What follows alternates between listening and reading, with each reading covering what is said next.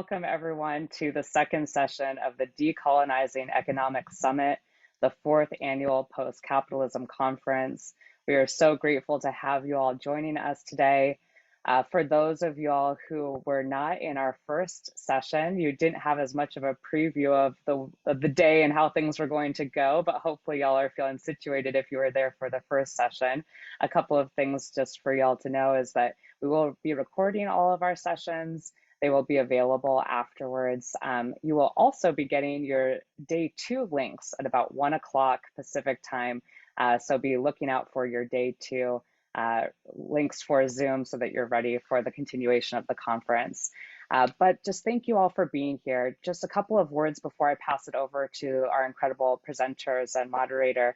I wanted to just share that we are very much focusing this year, as we have last year, on decolonizing economics as a challenge to our organizers, to the organizations that come together, to the folks who are part of this conference, to consider how we actually work on transformative change, not just in the theoretical, but in the practical. But in order to get there, often we need to really be in conversation and dialogue about how it is that we approach the work that we're doing. And so often you'll be seeing from our sessions lineup that there will be some that are kind of in the space of thinking about some of what's happening, practical terms, participatory banking, for instance, and others. But we really thought that through conversations around our organization for the conference, that it was really important that we have this session.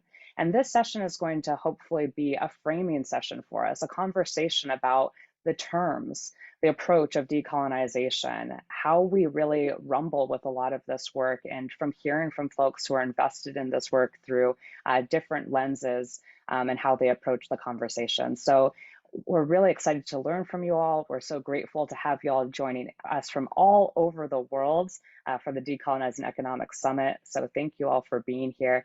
And I'll pass it over to our moderator for our second session, Jonathan Freeman. Thank you so much. And, as we began, just really thanking all the organizers and everybody who put so much work into bringing us all together today. As folks are coming into this space, really want to welcome you in. If you want to drop your name, where you're coming from, and also maybe a favorite feature of the landscape from which you come from into the chat, that would be great. We invite you to do so. I wanted to start today with a quote from the 2005 book, For Indigenous Eyes Only, a Decolonizing Handbook. And this was written by Waziatwin, Angela Wilson, and Michael Yellowbird.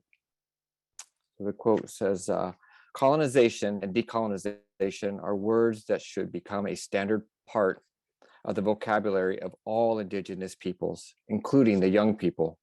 Giving a name to this experience will add to our empowerment. When you can use this language to speak for yourself, you are engaging in a form of resistance. So we're here today to talk about this term, decolonization, and what it provides for us, and where we are going with it, and where we're going beyond this term. This word, found in the very title of this summit, Decolonizing Economics, carries with it a history and also a future. Though this title of this 2005 book is For Indigenous Eyes Only, today you will hear our speakers explore the relevancy of this term for all of us who are engaged in building the new world out of the crumbling wreckage of capitalism that grew to global levels through the legacy of settler colonialism. This is important work. In many ways, this is sacred work. We would like to open the space in a good way to welcome you in and to help us set our collective focus and sharpen our intentions in taking part in this panel discussion. Kamal, will you please help us with this opening? Sure, mahalo, Jonathan, and hello, everyone. Zooming in from Hawaii, and I'm going to open the space in the way that I was taught, where this isn't the performance of opening just to have people feel like a Native person is welcoming them, but more a setting of what we call a couple, or the intention of entering a space that is different from the space that you are coming from, so that you're grounded and present. and the chance that we share actually technologies that are passed down to us by our elders that were always used because we were taught the most primary and important and first technology is a technology of community. So I'm going to share opening pull for everyone.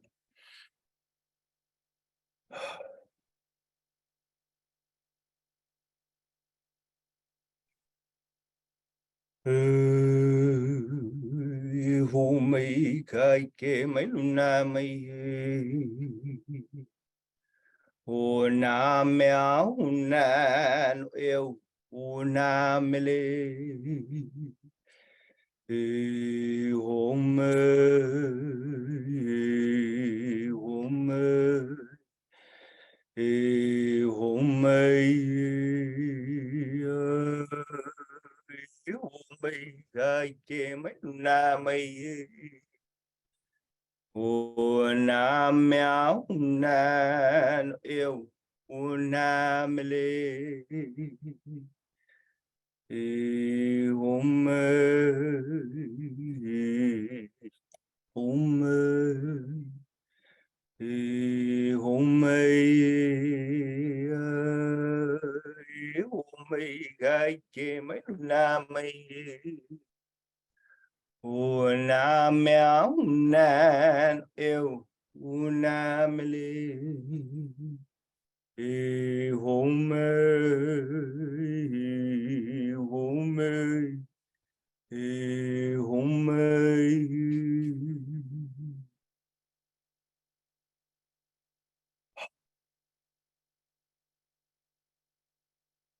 Mama Uano. Mahalo dyan natin. Thank you, Kamu. I'm going to introduce the folks that we have lined up to share with you today. You know, and again, as we do that, I want to really invite again everyone, if you missed the initial prompt here, to drop your name in the chat along with where you're coming from and a favorite feature of your landscape. My name is Jonathan, he, him pronouns. I'm coming to you from Pool de Palm area. It's a Wintu land. I descend from Afro-Euro indigenous people. I'm one of the co-founders of our community-based grassroots organization, Native Roots Network. Native Roots Network is a meeting point, it's a nexus of traditional wisdom, cultural innovation, cross-cultural education, where culture bearers and community leaders, youth and teachers all come together to inspire and learn from one another to create a better world. One of my favorite features of our local area is that we are located in the foothills. It's a distinct belt of rolling hills that rise out of the northern end of the Sacramento River Valley, in between that and the Klamath Mountains to our north. Today, oh boy, you are in for a treat. You know, as we kick off this conference, this summit, we have with us today two amazing people who've dedicated much of their lives to initiating, supporting world-building endeavors. I've known these two individuals for just under 20 years. Kamu and I met in 2005, and Penelise and I 2006 is if I got my dates right. I could only dream of like doing half of the amount of work that they have both done for the communities that they serve. With us today is Dr. Penelise Droz. She is the power building and curriculum coordinator with the Indian Collective. And she's bringing today with us in this conversation over 20 years of experience serving grassroots and nation scale regenerative development in indigenous communities. Kamuela Enos is a director of the Office of Indigenous Innovation for the Office of the Vice President for Research and Innovation for the University of Hawaii, Hawaii system.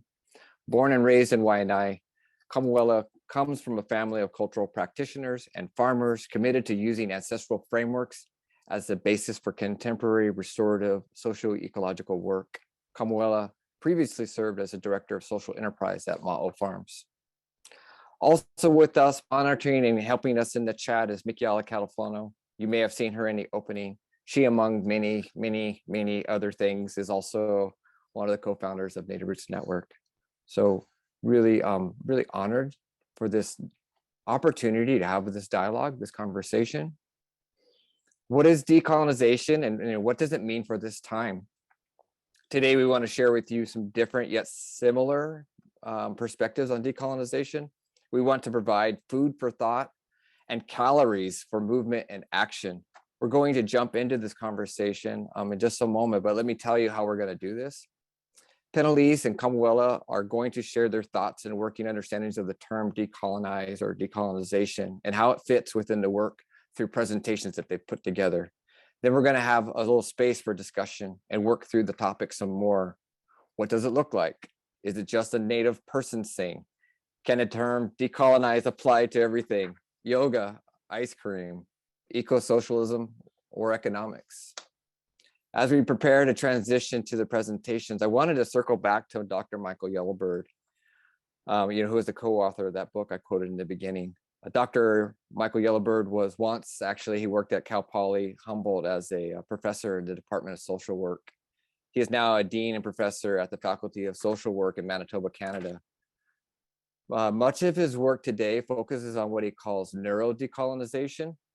He's using the latest science in epigenetics, neurobiology, and brain science to look at how many traditional practices, ceremonies, fasting, bioenergetic stressors, how they're producing measurable and tangible positive health outcomes.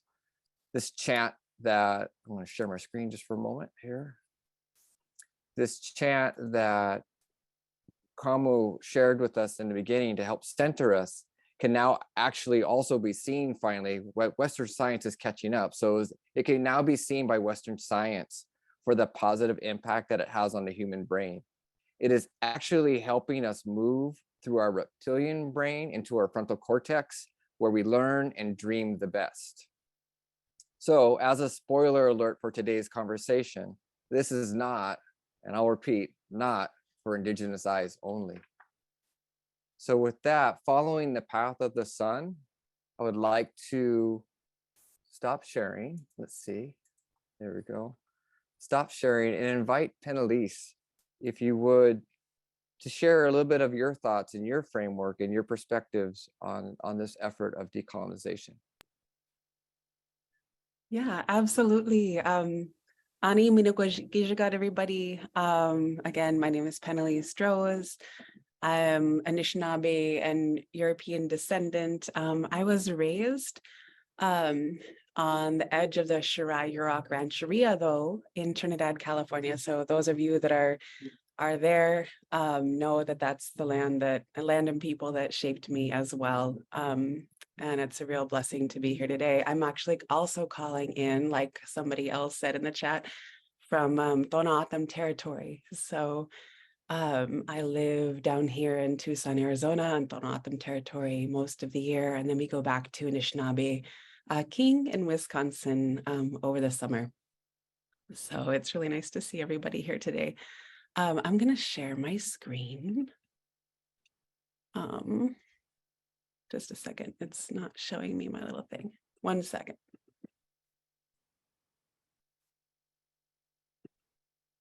There we go. Okay, now let me try.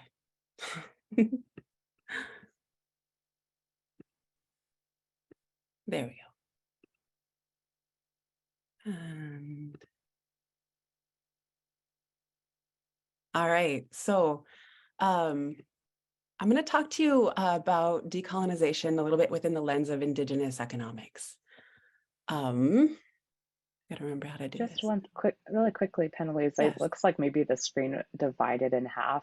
Oh. So we see a white on one side and then it's still kind of dark on the others. Okay. Should I stop and then renew it and see if that helps?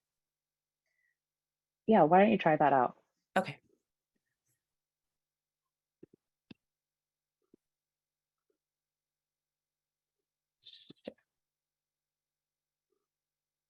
Are we Beautiful. good? Awesome. Yes. Yeah, so I think it's really important to the conversation around definitions is super important. Language is powerful. Language is framing. And those frameworks that we understand the world within really ground us in the foundations of our power and how we navigate the world with one another. So I just wanted to throw out, what is an economy anyway? A lot of the times when folks are thinking about economies and economics, it feels very intimidating or othering or far removed from what folks are accustomed to navigating in power. But an economy is just the way people provide for themselves, the act of gathering resources and social agreements about how resources are distributed. And economies are governed by values. So I'd like folks to drop into the chat. Well, first I'm going to take us back a little bit. So economies are governed by values. Just a little bit of context through which to understand where Indigenous economies are at these days. Colonization comes in many forms. An initial form is the physical colonization. So the genocide, the disruption, the physical domination and subjugation of a people, right? There's also emotional colonization, spiritual colonization. There's also economic colonization that has happened and continues to happen today by colonial empire nation states, right? So what you're witnessing today, and I'm only going to speak for my experience, but when you witness Indigenous economies today, you are seeing the impacts of economic colonization. In order to, yeah, absolutely. In order to control and subjugate a population, it's very important to remove their ability to provide for themselves. And so, that was done sort of famously through, the intentional killing of the buffalo. George Washington directed the burning of all the Haudenosaunee seed houses. Over in California, there was a lot of intentional destruction of acorn groves.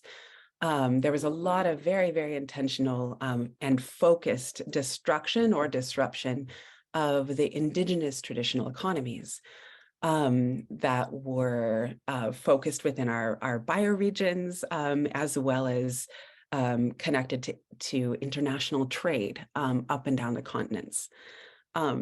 So what you're seeing today is a result of that all of these various forms of colonial impact.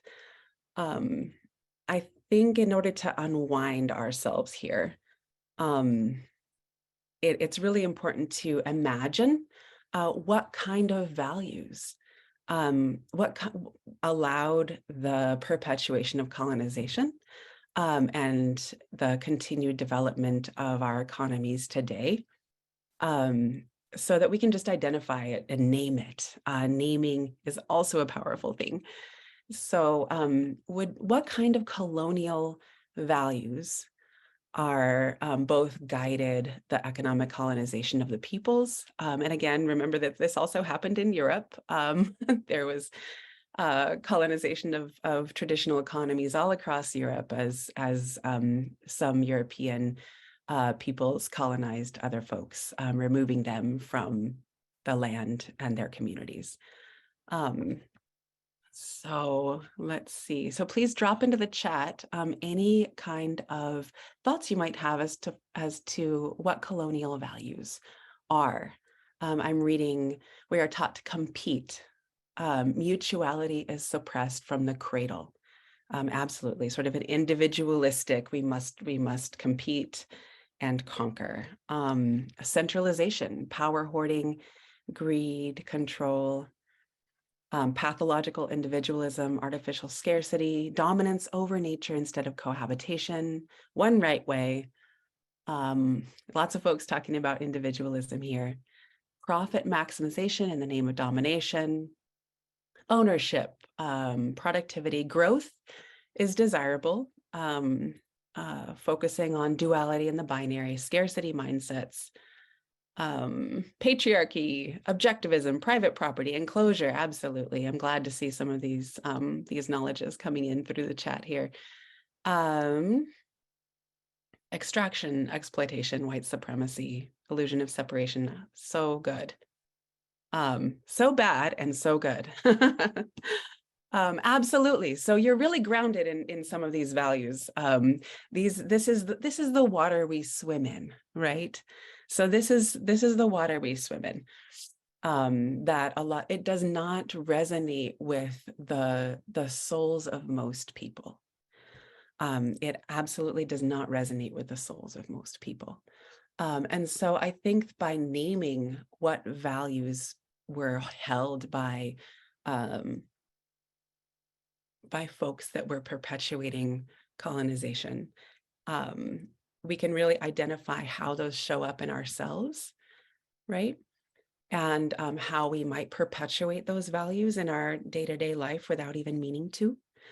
And how can we work to shift those ways that those values show up and redirect them to a different kind of connectivity and power. So when working in our communities, this is the question that I usually begin with. So a lot of my work has to do with supporting the development of Indigenous economies, the redevelopment of Indigenous economies, the redevelopment of Indigenous infrastructure today, right? And so cutting through all of our diversity, cutting through all of our, wildly beautifully diverse histories and landscapes and practices and stories, and just simply gathering people in a good space where trust has been built, and asking folks to consider what are the values that make you who you are as a people. I've noticed that magic question can oftentimes cut through all of the separation that has been created through the experience of colonization. These systems were designed to remove people, right? These systems were designed to remove people from land. These systems were designed to remove people from their networked relational communities. Because when you can remove people from land and from networked relational communities, then you have labor fodder to throw into the marketplace to build wealth and power for others. And so right now, all of us, Indigenous and Indigenous identified and connected to our Indigenous cultures, and non-Indigenous identified and removed from your land-based culture, we all are functioning in somewhat of a state of disconnection from land and from relational communities. And so these questions really cut through a lot of that division and can bring people together around those core values. So now I'm going to be kind of talking to my my Indigenous viewers here. Again, please forgive me. I am deeply, deeply aware of the again, wild and beautiful diversity of our peoples, of our stories, of our cultures, of our teachings. I also have been lucky enough to be able to meet and connect with Indigenous folks from all across the world and engage in some pretty deep dialogues and work with folks. And I've noticed some similarities that cut across all of our cultures. And so I'm going to call on my Indigenous brothers and sisters here to think about your culture stories. If you know your culture stories still, think about your culture stories. Think about those things that are carried through your family or through your nations, or maybe your family lost it, but you still have access to some of these stories. And think about how these teachings may or may not show up in them. These are the commonalities. That I feel like I've noticed. So everything is relationships. Everything is about relationships, every single thing. I am not going to share our Anishinaabe creation story with you, but just a little bit of a tidbit. In our stories, everything is a song. Everything is a vision, a dream song being sung, right, by the creator. And when I was taught this story, I was told to put my hand in front of my mouth and sing a song and to feel that vibration. And basically was told that everything in creation is that vibration. That's, and what makes one thing different from another thing, different from another thing, is about relationships. It's about relationships of those song with one another. And sometimes it creates harmony and sometimes it creates discord. But basically what creates life is the relationality of the song to itself, to the creator. So everything is a living expression of the creator. A human purpose is to learn to live in a good, harmonious way in our relationships in creation. Another thing that feels common is land is everything, and land is the soil under your feet. But land, when I say land is everything, I also mean elements, histories, stories, the source of knowledge. So an understanding that land is coded with knowledge through time. That is the source of knowledge. So what do humans need to do? Humans need to care for, we have a really important role, a very valuable role. Humans' role is to care for and keep the land in a continuous state of regeneration through learning from creation, through mirroring the processes, patterns, flows of creation, respecting all of the beings' right to exist. And when I say that, I don't want you to misinterpret that and think that we kill to eat. We kill all the time. So killing and taking life in order to sustain life is an important part of our cycles. But you can do so in a way that respects those beings' right to exist. So I wanted to clarify that, just in case folks aren't familiar with that concept. Humans are not everything. So land is everything. Humans are not everything. We're very important. We have a very special place in this world. We have teachings and ways that we're supposed to be in this world, but we are not everything. We have teachings that of humility, of reciprocity, of gratitude for our lives, understanding that everything on earth can live without us, but we cannot live without the gifts and the consent. There's a consent process to being able to thrive as a human. And that's important. We got to learn how to be good relatives. If we're not good relatives, then our communities are not going to thrive. So antagonistic, excessively interfering relations with creation lead to hardship. So if we mess with the life path of something too much, it's going to cause bad things to happen. Boundaries and responsibilities are important for good relations.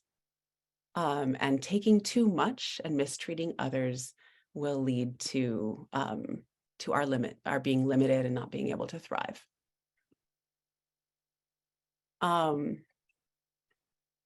We've got to value and creatively respond to change and feedback. So there's the image here is an image of Nanabosho. So for Nanabosho for Anishinaabes is kind of like coyote for a lot of folks. The being that mixes things up, that maybe causes a little chaos for you to grow from and learn from. So you got to be responsive to change. You got to listen to newness. You got to listen to children and cultivate the observational capacity of children to bring in new knowledge. You got to also listen to elders' understandings that were built through time and depth. And ultimately listen to that change, watch that change and listen to that change that comes from the land. And generosity. So a big thing is generosity. How in that reciprocal relationship that you have, always asking, how do we give back? We're grateful for the gift of our lives, and so how do we give back? How do we return the gift to the earth, to plants, to animals, to family, to community? How do we give back? How do we trade and interact with our community in a way that cultivates good relationships? That's critical, and is encoded in our stories. I wanted to share this. I know this is a long quote, but our ancestors didn't rely on material wealth for their well-being, and I'm going to say material wealth and hoarding for their well-being and economic stability. They put energy into meaningful and authentic relationships. So their food security and economic security was based on how good and how resilient their relationships were. Their relationships with clans that live nearby, with communities that live nearby, so that in hard times, they would rely on people, not the money saved in the bank. I think that extended to how they found meaning in life. It was the quality of those relationships, not how much they had, not how much they consumed, that was the basis of their happiness. Don't get me wrong, we need to have things to survive and thrive. But we need to focus on building our relationships, right? One of my mentors was a man named Ron Trosper, Dr. Ron Trosper. He actually recently finally released a book called Indigenous Economic Theory. It was put out last year. And in he's a economist by training. He's also an elder in his tribe. And he noticed through his research, and I encourage you to read the book if you like that kind of thing. He talks a lot about very specific examples of this, that Indigenous economic principles rely on permanence within a homeland, and also an acknowledgement of the collective responsibility that the community has. A deep emphasis on reciprocity and generosity with the land and each other. And remember that looks like, that looks different in different tribes, you know, what that reciprocity, generosity, the way that shows up looks very different depending on what tribe you're from. And also here's a big one, a system of accountability for leadership. Learning from traditional governance practices in relation to how we care for land and how we distribute is a rich source of learning for our economies today. And so what is the work? So first, again, I'm going to continue speaking to my Indigenous brothers and sisters here. Healing, right? Healing, remembering, and reconnecting to these values, to these stories, to our lands, to each other. A lot of this work is happening in really incredible ways. And also land back and economic restoration. So when we come from a history and a place where our traditional economies were intensely disrupted, a lot of the lands that sustained us are no longer in our care and governance. We have to focus on rebuilding that, rebuilding our land base, rebuilding our economies. We need access to capital to seed a lot of these things, because right now we're operating in a deficit, under restriction. And so economic restoration is critical, land back is critical. And I would also say to my relatives that are no longer connected to their Indigenous communities or landscapes, it is also important to heal. You know, we all are impacted by this history. No matter where your family lies in relation to the history of colonization, we all have been harmed, in my opinion, by it, and have healing to do. Remembering our relationship to lands, reconnecting to our lands, and the values that your land will teach you, and then putting that into practice, you know, building that building relationships with one another, building core agreements with one another, so that we can put these values into practice as we redevelop new economies. So that's just my framework. That's what I bring. I just wanted to share my framework with y'all today, and I will pass it over to Kamu. Mahalo, Penalties. That was such a beautiful, yeah, as I was listening to you share, I think I was thinking of one of my mentors, Dr. Manulani Meyer. And she was really thoughtful about unpacking the word indigenous. It's like we're unpacking the word economics. And for her, indigeneity means continuity. And that, indigenous people, that term, it kind of denotes the people that have had continuity to a place for generations, and they're in the place that their genes have been shaped by the landscape. The landscape taught them the language, like all of these really deep and rich histories that, are removed. And she said, when everyone's indigenous to some place, but when you're in a place where they have indigenous people existent or struggling, your responsibility to your intrinsic indigeneity is to support them in the restoration of theirs. So I wanted to kind of start my presentation on that. My presentation is a lot more zoomed in. And it's kind of like the practices that I was born into, and providing an example of how the community that raised me and my parents, and how that has shown up to allow me to be in the space that I'm working in now.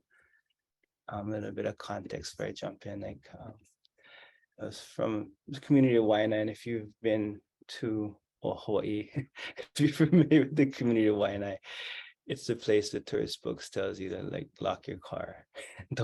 Nice beaches, leave after dark, but it's also the space where, as Hawaiians, we suffered intra-island diaspora. Like we were all moved from our traditional spaces and ended up not necessarily in reservations, but in homesteads, as we were moved from our traditional practices and moved to these communities that were designated not the best for sugar plantations. And then we were dropped into these spaces. So, the community that raised me has a lot of that, a lot of the issues that are facing many people who similarly lost roots, touched to their indigeneity, and have been repositioned in new places. We just didn't have a lot of access to capital. Some people have access to a lot of capital, quote unquote, but they're still hurting. So I do feel like this kind of story of restoration is critical. And this is how it was enacted in the family that raised me. So I'm going to share a screen and just try to run through it because I want to get to the conversations to follow. So thank you for letting me talk at you for a little while. Sala, Kamwala Enos has shared earlier, I think, I'm the director of this new office for the University of Hawaii system called the Office of Indigenous Innovation. And I also think the word innovation is really critical to unpack. But as I was taught, if I'm a person talking, it's because thousands of others have come before and land has lifted me up and provided me. So I want to just provide some context for where the space I talk from. So this is the back of a valley I was raised in. This is Waianae Valley on the island of Oahu, and this is Lo'ikalo. This was a traditional agrarian system that our ancestors of Hawaii created to provide them the complex carbs by being tied into a waterway that took our the headwaters, ran them through these graduated agrarian systems and entered into our estuary, where it fed our lean proteins and allowed our people to be self-sufficient in valleys in our own watershed for millennia. And if you look down, it looks beautiful, but if you zoom in, you know, and of course you'll see like a lot of homeless people, drugs and car, like, so it's like how I saw my community and this duality of being raised, quote unquote, in poverty. But as a child, being raised by land and elders and father, like held me in both spaces. So it kind of created this, call it blessed unrest, to try to reconcile the two worlds. These are my direct mentors. Above me is my father, Eric Enos. That's me as a kid. Super unhappy. They did a documentary many years ago, and I was not thrilled that it was filmed cleaning Kalo. But that's my dad. And the two men next to him are two elders that are really critical to my upbringing, Uncle Erika Anana and Uncle Walter Paulo. And my father and the work that he had done in the 70s and 80s, talk too much about, but they actively occupied land in the back of a valley in a Native Hawaiian community that was subject to all the pressures of tourism. That was also, people had been disenfranchised and living in poverty.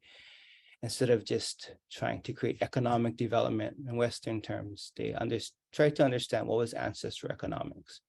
And they brought these two elders down who were master fishermen, who were adept at doing a type of fishery called mackerel, opelu fishing, a mackerel fishery where they go out and they'd feed a school. For every single day, you'd feed that same school, and you know exactly how many fish were there relative to how many people had to eat on land. And they came back, and my father did work to create a nonprofit that allowed them to build a boat and to bring them down. And this was in the 80s, to teach people in our community the practices of ancestral economics, not ancestral fisheries, because they were the original stockbrokers of our communities. They managed an endowment. The corpus of the fish was the principal. What they took was the interest, and they taught us how to be in right relationships. So I was really lucky to, as a child, watch my father as a young, angry Hawaiian, born in the 70s and 80s, be mentored by two elders who suffered the greatest loss when they lived through the worst of our colonial stories and were actively coming back. So I bore witness to that. So that has informed my thinking. And also my mentors now is, for many years, I worked at Ma'o Organic Farms in the community of Waianae, which is a not-for-profit that I'll talk about later. But these people all mentored me. Kukui Maunakea, she's one of the founders of Ma'o Farms. She created the space for me to return home after graduate school. The far left is Uncle William Isla Sr. All the elders have passed, but he was a master rancher who came out of retirement to work with young adults in his community because he saw the spaces created for us to restore our connection to land, and he dedicated his last years in helping us build the space. And the bottom, two of the most important people I know, Kauwe Sana and Derek Parker, who were the interns when I began working at the farm as a education specialist, and now kicked me out of my job because they did such a good job in learning how to do things. They made me irrelevant. And the more queer Hawaiian women and young men of color can kick men out of jobs so they can take it, I'm down for that. So that is a little bit of my background.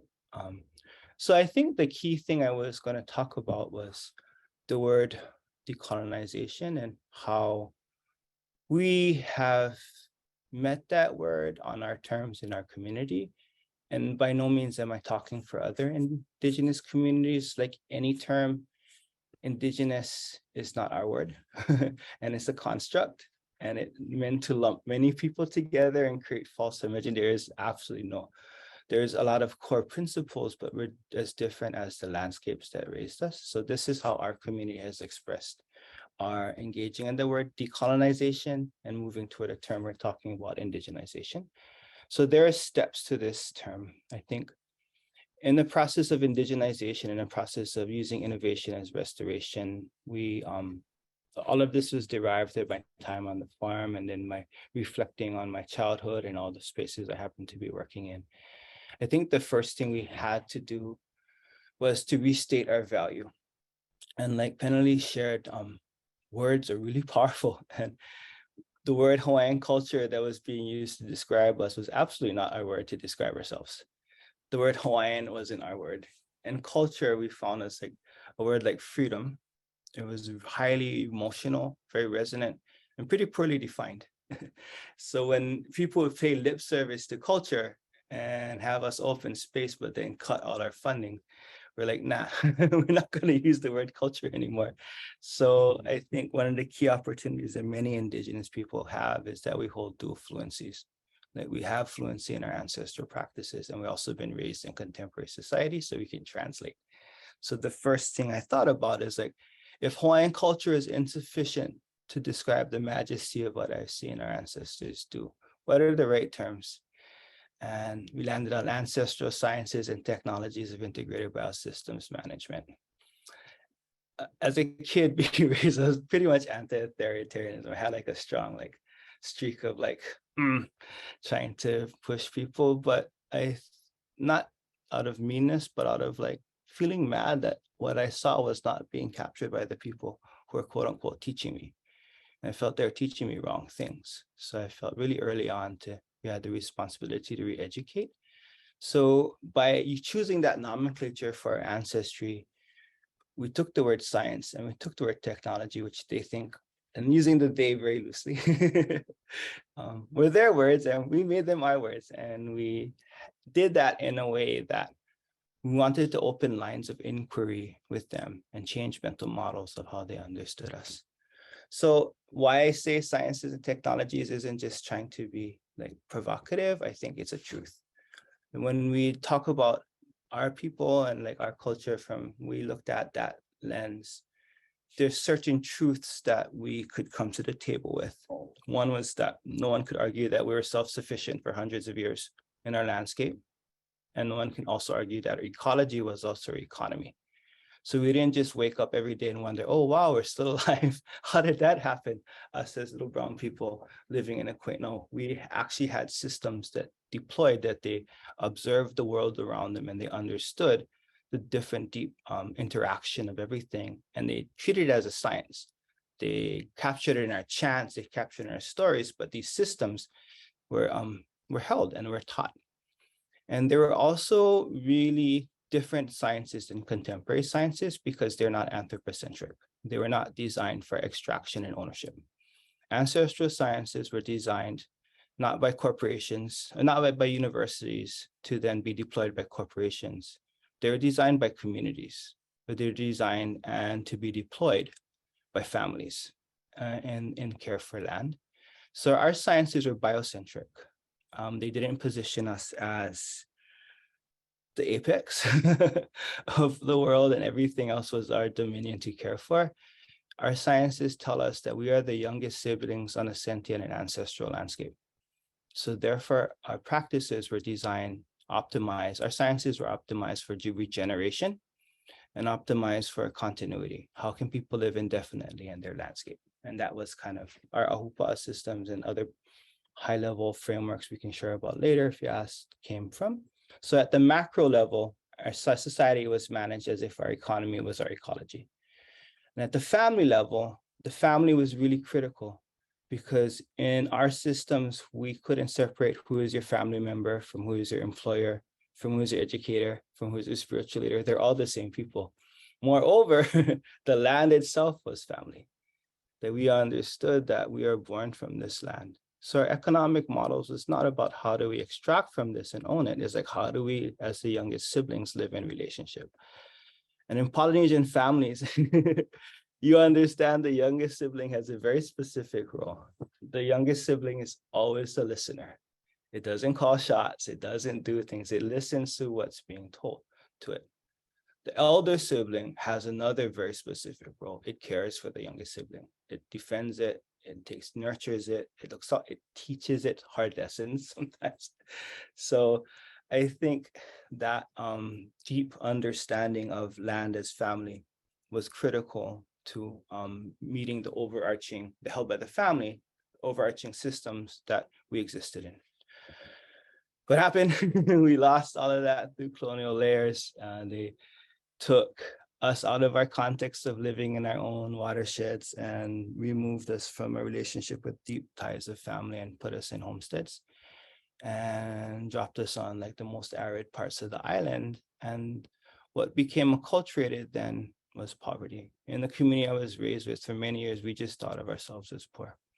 We didn't have share that much different from our cousins in the barrio, our cousins in inner cities, our cousins in the Appalachian South. Like, you know, as humans, we have ties, and then we were marginalized from spaces. But we really, really understood that as we're growing up, our poverty was recent and learned behavior that was incepted and held by external structures. Our ancestors were never poor. And when we were in right relationship with land and right access, we were actually very wealthy. And then not just if we labeled ourselves as poor, if the system of society labeled us as poor, then it created structures to address poverty, not agency. And we began to see, I'm a child of many at-risk youth programs, so I know what it's like to be programmed that. The basic assumptions by well-meaning people was that, you know, we're going to help these poor kids. But the reality of it is that when we severed that symbiosis we had, the land and people hurt. And you can't fix these issues in silos. So we're always raised that restoration of practice and access to land is the intervention.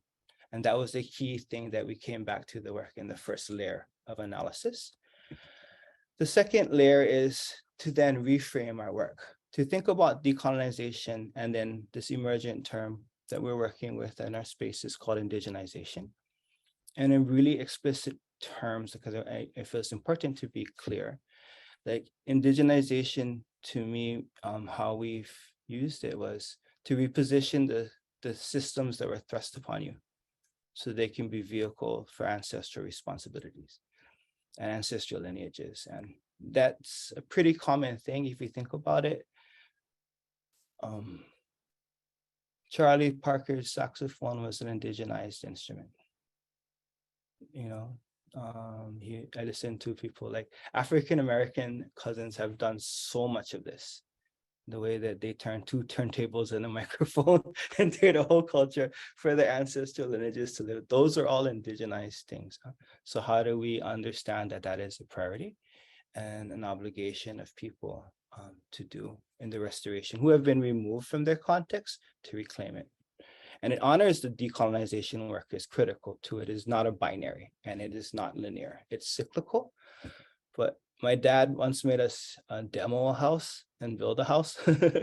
Demolishing the house, you got to know where the load-bearing beam is. Building a house is kind of different. You have to know how to build things from the ground up that can house people.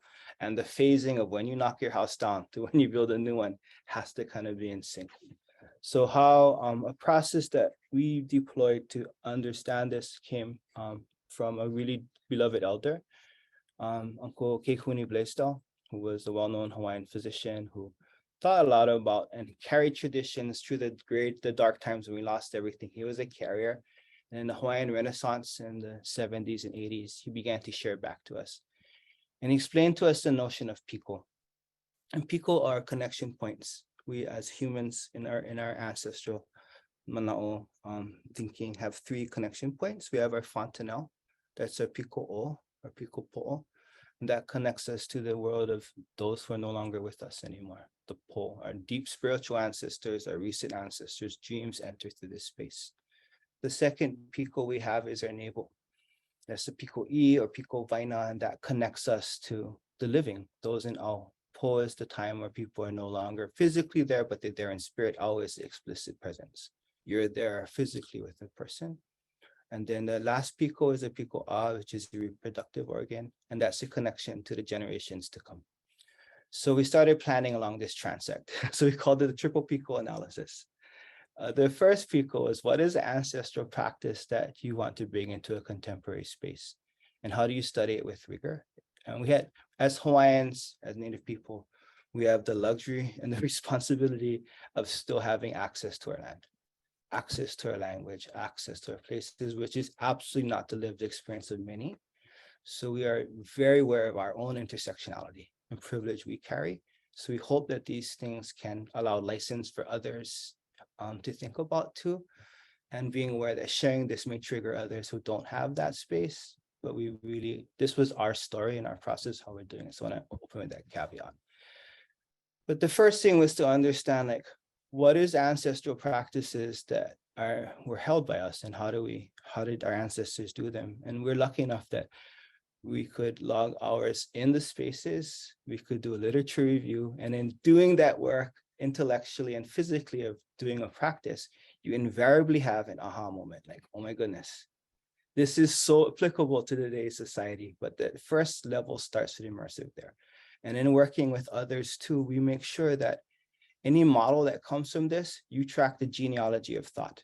No one owns knowledge in our ancestral practices. We couldn't, like our IP was a collective commons. We couldn't say this was only like our knowledge. You couldn't use other people's knowledge without their consent either. People could like hold it and share it. You own the choreography, as one of my mentors told me, but you didn't own the stories. So you could have your own ways to express it, but you could never own like the basic. No one owned the right to fish. No one owned the right to tarot. It was shared commonly, but communities could iterate, and those iterations are their own genealogies of practice, which was handed down. So you captured that. The second peak of analysis is then, how is this ancestral practice being deployed by a community to reestablish executive decision-making again? How are they using these systems, not just as a marker of identity, which is super critical, but using it to allow them to come back to the table so they can make the decisions? Like contemporary metrics, what are the things that you're deploying that's solving issues that the system sees as a problem that you're situated to solve for it? And the final analysis we would look at is then, how is this restoration of agency for contemporary generations providing a platform for future generations' right to abundance? Because we want to become the proverbial them, like we get all the power and then we start operating in a place where creating draconian kind of relationships and power differentials. So that's kind of the second thing we've worked on to get to this space. The third is then, how do we re-enter into contemporary practices? Like how are we using these indigenized approaches to enter, to sit not apart from contemporary systems, but to position our peoples in this generation as the consultants to contemporary systems.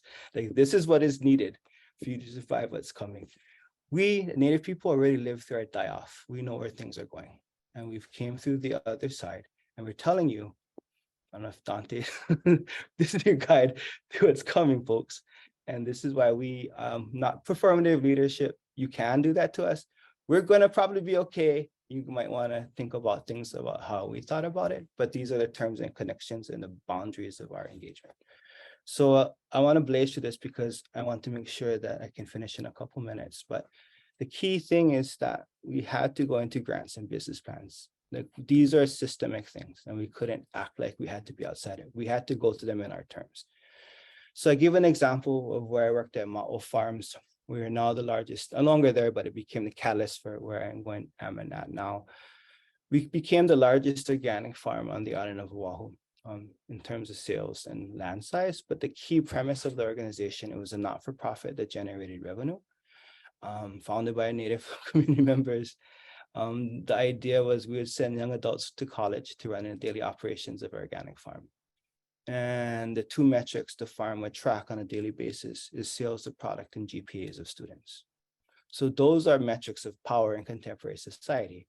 But we did the triple PICO analysis to say our ancestors were the first organic farmers, but they actually weren't farmers per se. Ancestral systems in pre-contact society were designed. The chiefs would come to each valley at the end of the year, and there'd be a ceremony where the people would show how much food they could produce and how fit the people were. And then they got their contract renewed. It was called the Makahiki ceremony, where chief would say, oh, you have all this food, all this health of people. We renew our contract and we set ourselves up for the next year.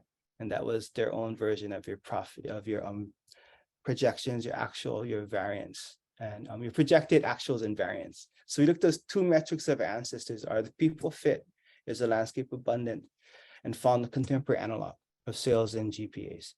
Those aren't perfect analogs, but they allow us to be in the system. We were no longer angry Hawaiians. We were job creators. We were degree designers, and allowed us to be at different tables with them where they had to respect us. They couldn't just ask us to open with chance. Like we were running the biggest businesses, but we're led with our youth. And we are tracking those two things. So if we're going to participate in capitalism, is to serve these outcomes versus unmitigated growth. As one example of how we used our frameworks. Another is We convened youth in alignment with how we managed our waterways. So we saw that our waterways would pass through every single family and exit into the estuary. Similarly, we could see all the fractures in getting a young adult to college. Young adults not knowing what to do, funders in government not knowing how to support, colleges and high schools not knowing how to recruit and retain Native youth, and labor, jobs for them to enter, not able to attract labor. So we convene all of these stakeholders into this system that our ancestors called an OY. An OY was the built waterway that linked all of the taro farms together. We created everyone into an OY consortium. So we gathered all of these different stakeholders together along a line that matriculates the young adult out of poverty and into agency. And we had them create agreements on how we're going. The most important person in this equation is none of us adults. It's this young adult that's going to pass through us being handed off to each organization in their journey to agency. But here are the benefits of working together. So we're able to use our ancestral kind of waterway systems to frame contemporary programmatic collaborative models. And I think the last part of all of this, and I'll stop because I'm right at 20, is that we have to reestablish our agency. We have to be able to hit metrics. If we want to move this past, from our people anyway, qualitative feel good things to be like, no, you're not going to get us to make you feel good. We're giving you hard data in your language, in your system of what we're providing you, because we're asking for agency back and not performative agency. We began to show them these are some of the outcomes. This is really old. This has to be updated, but for Ma'o Farms, for example, for an at-risk community of Native Hawaiians, we had 108 associates, 25 bachelors, 3 master's degrees coming out of this. And everyone knows the power of Indigenous education. And providing young adults agency in higher education has a huge multiplier effect. These are some of the outcomes we're showing the system. Another thing is we're able to do work in our with researchers on some of the projects we had where we studied the gut microbiome. A Native researcher studied the gut microbiome of our young adults and found that young adults on a farm are 60% less likely to develop type 2 diabetes, saving the state $15,000 a year per student. We're able to leverage this to create Indigenous spaces of Indigenous tech organizations to pair ancestral practices with contemporary Native science researchers and tech sector to begin to iterate out community-centered approaches that use technology for ancestral practices and start to fund it. And we created degree programs at our local university. We created a Bachelor's of Applied Science and Sustainable Community Food Systems. We brought a non-Hawaiian down to teach it, but he's been down with us since day one, and he works with us in helping us translate our work. And finally, like we're able to work with our practitioners to provide them resources to show the value of what they do. There's a traditional agrarian farm in the middle of an urban community. We work with them and to help them take their farm and show these input-output mechanisms. Like if we monetize, we call it monetize, Hawaiian word for not monetize, like we show how we're creating mana. The monetization of their farm, we could show the system that you may think this farm is just someplace that does like, $4,000 to $5,000 of sale. All of aggregating all of the work, because we know ancestors weren't farmers, they managed ecosystems. And the restoration of these practices, here are all the blended returns in English that this place is providing an urban community. So I just will close there, and I've talked a lot, but the key point, like just really reinforcing penalties. There are really broad principles of connectivity and human principles that are, but also intrinsic to Indigenous communities and how we still hold. And hopefully this added on like a snapshot of what it looks like for a community to lean into those things, imperfectly making mistakes. I'm on my own journey to deal with my own male privilege and angry. There's like no one's perfect in this work, but I do think the thing that's offered all of us is the only thing I know that is perfect is our land. And when we watch it and learn from it, it heals us, it receives us, and it's an invitation for everyone else to have that type of relationship, to not create a binary of contemporary ancestral spaces, but more of like conversations of calibration and ownership and integration. And someone told me, a gracious invitation, a warm and gracious invitation to rigor and accountability. So mahalo me ke aloha kakou. Thank you, Kamu. Thank you, Penelise. I'm thinking about Dr. Manulani Meyer too, and one of the quotes, I'm going to mess it up a little bit, but she basically says, you know, that the more we learn, like the more we see that we're all the same differently. And I think that as we're looking and listening to the two presentations that were shared with us, we can see these from different vantage points, from different geographies, these frameworks that have similar values, as Penelise mentioned, and frameworks, you know, and the challenge and how we deploy these in this work, right? In this work of decolonizing and then building the next step, building the world. What I'd like to do right now, before we get into questions and dialogue, is just for everybody there and, you know, in our space here that we've opened, is to ask you, if you would, to type something in the chat, one thing that's really sticking with you right now, or something, an image or a word or a phrase that is like right there, front of mind. And if you could just drop those and share those in the chat, you know, 1 or 2 words describing what that was, again, like a word or a visual or something that's really standing out to you right now. And then in a minute, we're going to get to also inviting folks to put in some questions in the chat if you have questions for our panelists, our sharing, our friends here who are sharing. And I just, you know, I was thinking about a quote from Catherine Walsh when she was talking about, you know, this work. And she says, you know, the mission is to decenter colonial systems and implement concrete solutions to heal the land and people.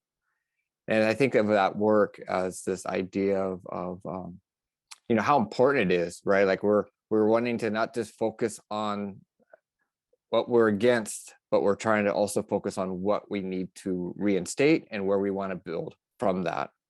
And I think that this conversation hopefully is going to be helping people. You know, we can't transfer this stuff like one-to-one, right? You can't take either one of these two presentations as your particular blueprint moving forward, but ways that you can start to look at these frameworks as guideposts and as reflection points to think about what does that mean in the work that you're doing, where you're doing it. One of the questions that I wanted to start our panelists off with, though, if it's all right, would both of you mention a genealogy of your work, you know, whether that's with family relationship in place, you know. And I think if folks, you know, saw our prompt, one of the things that we asked in this is like, what is one of the favorite features of your landscape, right? And in a way to help us connect to the land that we all live on, right? So what does the land mean? And what does it give you? And what does it teach you? And so we could talk even about a relationship to space and genealogy there. And I'm wondering, you know, as we talk about this genealogy and the work being grounded in a connection to community, to a history, to a long relationship with place and land, many folks that may be coming into this conversation today may not have that, right? They may be coming in from the different levels of disruption, from the different levels of displacement. And I'm really wondering what might be some ways that that folks who want to connect or reconnect, what might be some ways that they can be supportive and appropriate in seeking that connection. And I would love to hear both of your thoughts on who can, in a way, re-indigenize themselves if that's not something that they were raised with.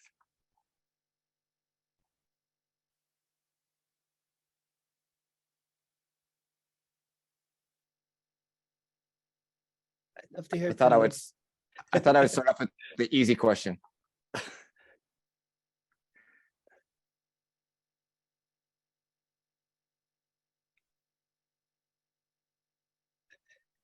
I think Penelise has way more depth of knowledge in this, in the work, the restorative work she's doing. Hawaii is really a unique context in a lot of ways because our indigeneity is pretty ubiquitous. But I found that people come here seeking that. And I do think, you know, the first thing always is being relation. great relationship with yourself. Maybe I'll share a quick story. One of my mentors her name is Auntie Puanani Burgess. And she's a well-loved kind of figure on how to handle crisis and conflict with love and connectivity and rigor. And she would talk about there was a time when Hawaiians had to reclaim their indigeneity too, because we were so Americanized and out of survival. And the work of Hawaiians trying to reclaim their relationship with their own land was very fraught. And I think she would tell a story that they went to an elder as a group of Hawaiians asking, like, how do they create new rituals? We've lost everything. Like, how do we do it again? And the elder said, you go outside and you, as a native person in the land that they're in, if you're quiet, you're hearing the same things your ancestors heard when they created their rituals, and you're in those spaces. So I think they took that to heart and as a license to do it. I think it's really different for a non-native person to try to do it in the place where native people are there. I do think I'm a huge proponent of therapy. Of like dealing with that part first. I've been seeing a therapist for many years now, and like understanding that compulsion to heal is your responsibility and your energy. So you have to have a good grasp on that. And the other part I've found is Auntie Pua would also teach us about being clear on what your gifts are. What are you gifted with? What are the natural intrinsic gift you have? Because you have a name and a gift and a calling. And understanding your name, that you're intrinsically worthy as a human being. Understanding your calling, like that's your stuff. You got to deal with that thing, and you can't barf help on people. But you have to understand what the shape of it, and understanding your gifts allows you to be in the space where you treat yourself with dignity. You know what you're kind of good at, and you create your own way to be in relationship with people that are actively reclaiming their land, to identify, to work towards consent, that they want you there. They would love to actually have you be a part of it. And that journey is invariably uneasy. But I think it's the journey that we are all on to now step down.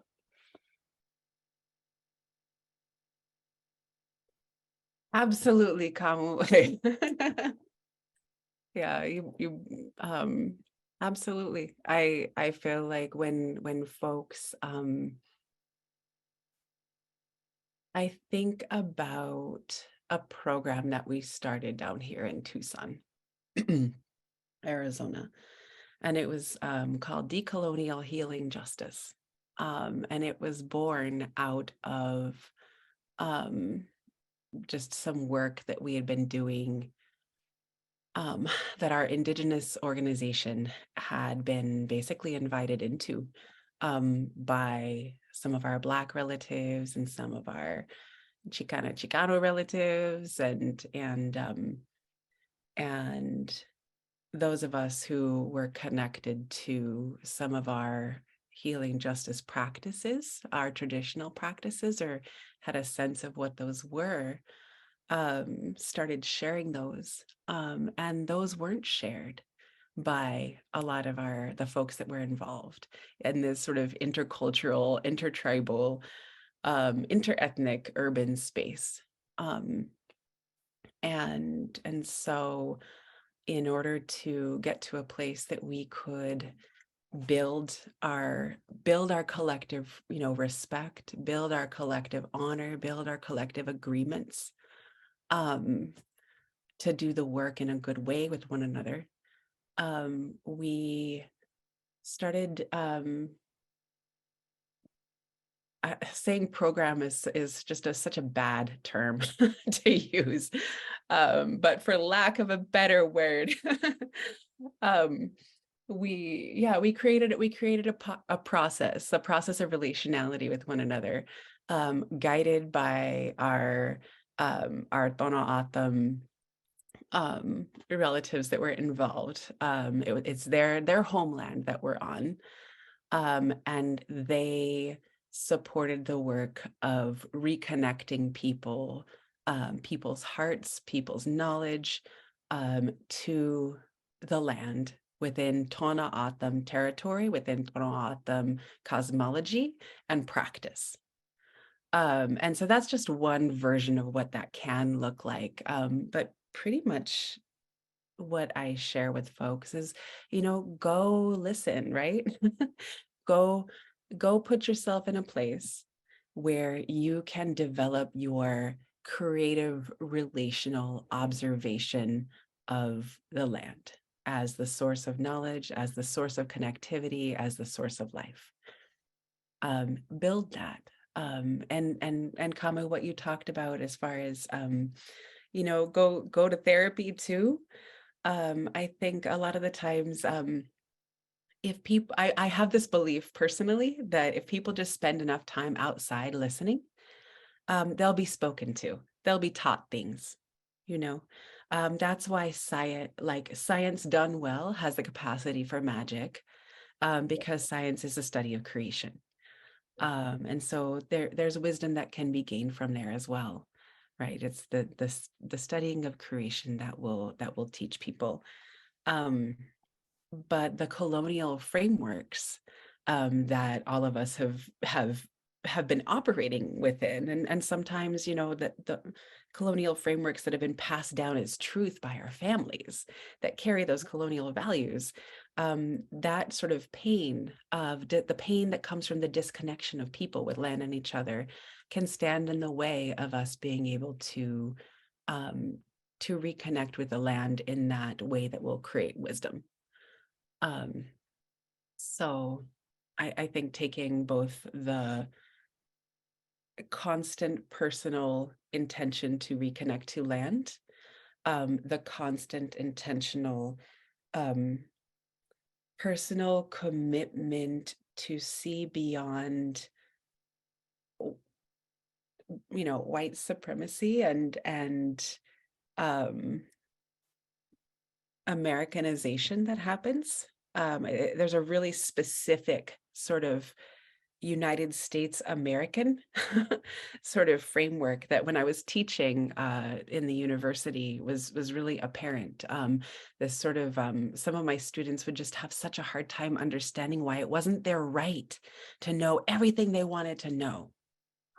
That they should be able to go anywhere and learn anything if they wanted to know it. And so that's one of the reasons I throw that slide in on boundaries, and I think that the pain that is at the core of the desire to conquer, the pain that is at the core of the desire to amass and to hoard and to take, that also has to be addressed in order to be able to be in right relationship with the land and do the reconnection that we need to build communities of care, to build economies of responsibility, and to create the systems of trade that allow us to thrive outside of exploitive capitalism. Thank you. We have a little bit of time left, probably not enough for all the questions that would come in, but we'd also want to invite, if you have a question, a pressing question that you'd like to ask Penelise or Kamo, you can drop that in the chat, as we continue this. And I think about some of the things that you both shared in the presentations. Language is framing. We hear this from two different perspectives, and yet the same message is like language is very powerful. We need to be very intentional. The values. I love what makes you who you are as a people. What a profound question for all of us to reflect on. What are those things who make us as a people? Thinking about ecology as economy, biocentric, the land is family, all of these different things that I think as we talk about, like, what is decolonization? What is this in this day, today, as we have the kickoff of this whole summit, thinking about how we ground this conversation here. It's not just window dressing, right? It's actual reframing of our value system and our value structure in a way that we look at relationship with one another. And when we say one another, that includes life, that surrounds us. So if you have a question, you can drop it in the chat. I have another question.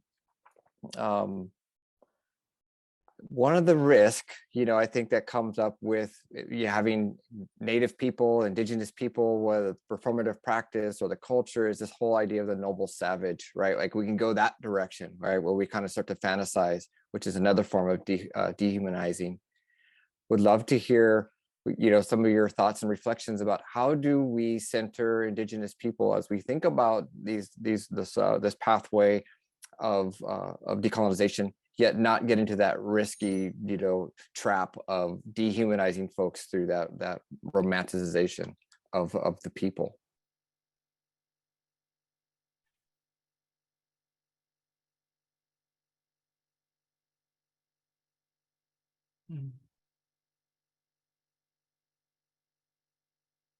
Again, I'd love to hear Penalise if she has any thoughts on this. Yeah, definitely. Learn history. I think what Kamu offered as far as reframing our practices and understandings in the context, in context that can be understood and processed today is really valuable. One of the things I talk about a lot is how, those values that I shared with you guide action that aligns with the study of social ecological systems and what creates resilient, regenerative ecosystems and economies. I think that contemporary active expression of what truly is our teachings is important to for folks to sink into in order to not end up in the trap of romanticizing. Yeah.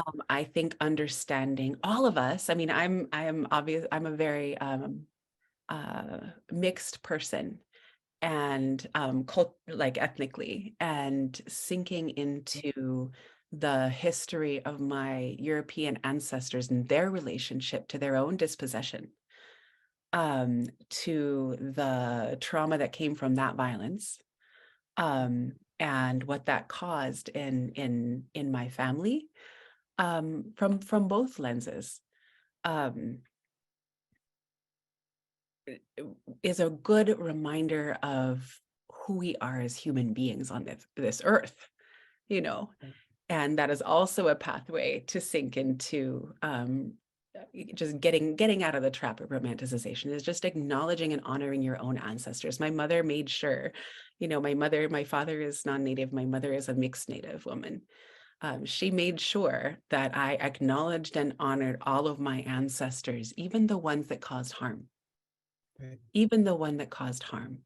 She would remind me when I would get into the trap of romanticizing my own Indigenous people, and demonizing my own European ancestors. She would check me, and she'd remind me that we're responsible for transforming the legacies of all of our ancestors into something that supports the continuation of life, right? And so all of us can do that and get out of that trap. So I'll pass it to you, Kamu. I really don't have that much more to add. That was so beautifully stated. Like Penalise, like I have a lot of European and Asian, like Japanese, and I remember as a child, I took a trip. The first trip I took outside of Wyoming was really traumatic, but my grandmother was raised in England, and I have British blood, and I went to some places where I just felt as home as I did at home, right? And we were raised reading Tolkien, and those stories are as part of like my mental makeup as Hawaiian, I like the Silmarillion, and I think there's more that can be covered in this depth of complexity of moving past the noble savage than time allots. But I do think more that this is an opening conversation. And I think there are no clear and easy answers. I think if there were, I think we'd be moving on to something else in solidarity. But hopefully, more than anything else, that this conversation, there's a beautiful Zen saying from my Japanese side, that once you add a drop of ink to a cup of water, you can never take it out. And hopefully, like, these conversations were a drop of ink into a cup of water, and that this conference to sit with maybe some uncomfortability about what this all means, and not a rush to easy answers. It took for our people 240 years so of intensive colonial kind of structure have been foisted upon us. I have no illusions that we're going to change it in one life cycle or one generation. But I do think we can start the work. And I firmly believe that, you know, when we say colonial colonizer, we're not talking about a people, but a principle. And those that have, like, Hawaiians have colonized other Hawaiians. I'm pretty sure the variant of Hawaiian I speak comes from the South Island, like the Northern Islands, that when we had our own people like moving to other places. The danger of, to me, of romanticizing is that removes Indigenous people themselves from accountability. Like, our ancestors did things as humans. And I really believe that you want to be in right relationship. You understand the sciences and stories that people developed around a specific landscape, and you support them in their work to be there. But then you ultimately, another Buddhist saying I love is, the Buddha said, I am a finger pointing to the moon, I'm not the moon. Like, be in relationship with the space, the things that they saw, and find solidarity, and that wrestling match you may have with yourself of what it means to ally. And maybe treat it as your life's work, because we're not going to solve it in the 3 minutes we have remaining in the chat. Thank you both. So I know that our scheduled time is wrapping up really quick, but we have we're gonna do one of these things right now, which is to kind of indigenize the space, because sometimes the relationships and the things that need to be done kind of bounce out outside of like the clock on the wall. So we have 2 things that we need to do. There's some great questions in here. Please, we really recommend that you save the chat so you can check out some of these links that folks are dropping in, that there's some conversation. There's a lot of different things here that are going to be work to do in the future. We open this space, and as Kamu said, like, we put the space kind of in a kapu, right? Which is like the guidelines of what we're doing, why we're here, and it's a commitment to hold that space, which is also important that we then go through the process of releasing the space and helping us to kind of bind ourselves to commitment to the work. And we need to do that. And then also we're going to ask Penalise then to help us wrap this up with a closure. And then that way we can move on forward with our day.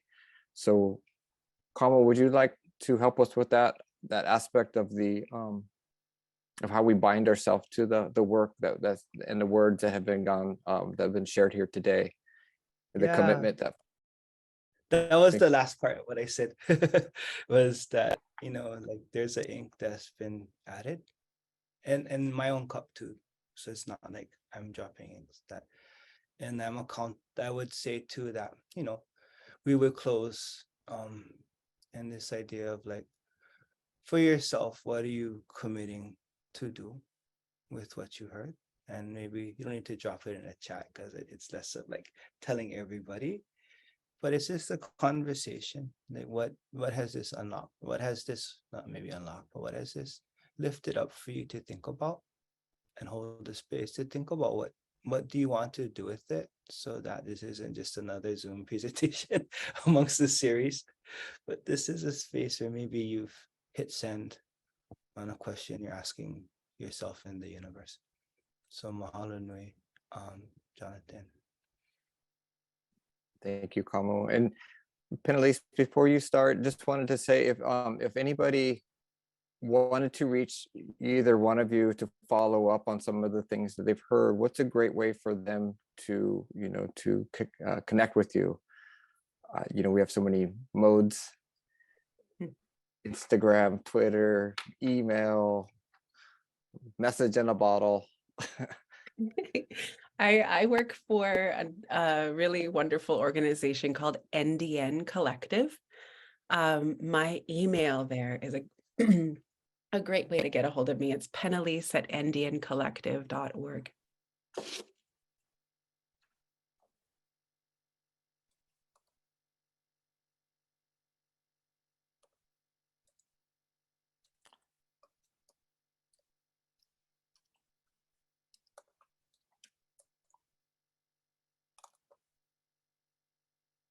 I think, yep, there we go. Okay, got that.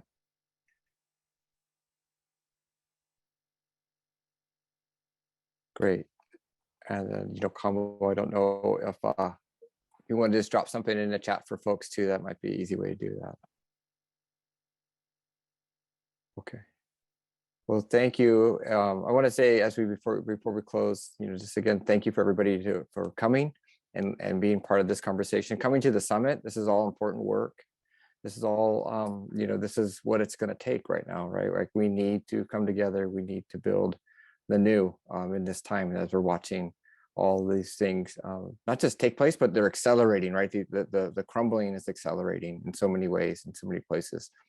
And we're matching that, right? We're matching that with the good work that's taking place. And so really, thank you all. And Penalise, if you could help us close up the space and send us on our way. Thank you so much. Definitely. No, thank you all so much. I am so motivated to join the rest of the conference now after just even learning from people's dialogue in the chat and just getting my mind expanded into different people's mind frames. So such a blessing. So thank you. I wanted to offer into this space a poem. In the spirit of words are powerful. That came to me during the Black Lives Matter movement protests that shook the country at a very powerful moment in time when we're managing climate change and the pandemic and all of that. So I wanted to share this with you. There is something moving, shifting. Earth's body, her heartbeat, her thoughts, the dream of the creator. Underground, the restless are moving, creating small openings, breaking and twisting like roots from seeds planted, some ancient, some new. The restless who remember the life of the earth, the restless who remember the dream of dignity and care. The restless who are tired, so tired, ready to seek refuge in the arms of their mother. Those whose memories could not be erased, whose power traveled through generations with the force of the tides, pulling back and then surging forth. This shifting, this creation of openings has always been a part of time. The waves always keep rhythm.